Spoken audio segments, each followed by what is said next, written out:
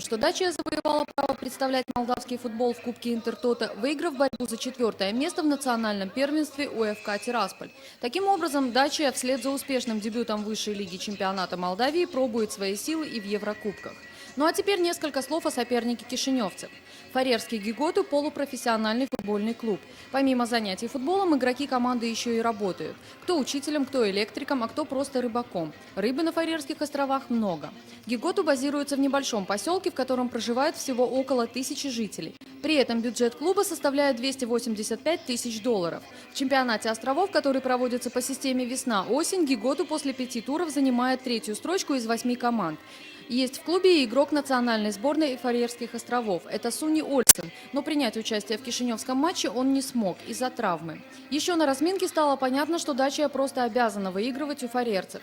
Гости удивили кишиневскую публику своим отношением к этому матчу. Один из запасных, 15-й номер, Кай Энинград, стоя возле поля, преспокойно курил. Еще один представитель гостей с кем-то мило беседовал по телефону, разлегшись возле ворот. Согласитесь, подобного в профессиональном футболе не увидишь. Но несмотря на все это, «Гиготу» не собирался так просто сдаваться на милость Дачи. Первые минуты матча прошли в равной и спокойной борьбе. Команды знакомились друг с другом.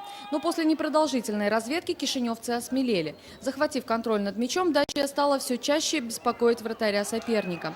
Хороший шанс открыть счет упустил Сергей Жепалео, который, видимо, сам не ожидал, что ему представится такая возможность. Но вскоре рыжеволосый полузащитник исправился.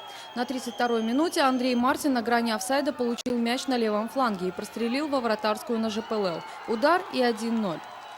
После этого игра немного успокоилась. В оставшееся время до конца первого тайма самым запоминающимся моментом стало появление на поле медицинской бригады Фарерского клуба. Дело в том, что доктору «Гиготу» девушка. Необычное явление в футболе.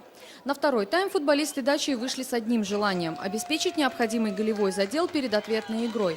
Сначала активный Сергей Жепалео упустил возможность записать на свой счет дубль. Правда, в этом моменте здорово сыграл вратарь гостей, который проявил отменную реакцию и отбил удар практически в упор. Но уже в следующей атаке он был бессилен. Вновь подача с фланга, и капитан Дачи Александр Голбан буквально заносит мяч в ворота. 2-0. Казалось, этим дело не ограничится.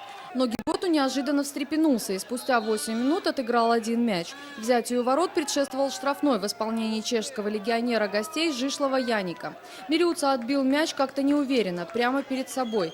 Первыми на подборе оказались гости. Последовал навес с левого края, и вторая подряд ошибка Мирюца обернулась пропущенным голом. Еще один поляк в составе «Гиготу» Кржиштов-Попчинский головой переправил мяч в ворота. 1-2. Счет, который Дачу в преддверии ответного матча мало устраивал. И кишиневцы продолжили нагнетать обстановку у ворот соперника. На 60-й минуте фарерцам просто повезло. Мяч после удара Андрея Мартина угодил в перекладину, а Владимир Жепалео, атаковавший вторым темпом, не сумел поразить пустой угол. Время шло, а изменить счет хозяевам никак не удавалось. Все шло к минимальной победе Дачи. Но в концовке кишиневцы все-таки дожали соперника. Александр Голбан получил длинный пас из глубины поля и с линии штрафной нанес хлесткий удар, с которым Пржебильский справиться не смог. А в добавленное время хозяева забили и 4-й мяч в ворота фарерцев. Отличился Андрей Мартин. В итоге 4-1 победа Дачи, которая дает команде Игоря Урсаки хороший шанс на выход в следующий раунд. Было трудно первые 20 минут притереться,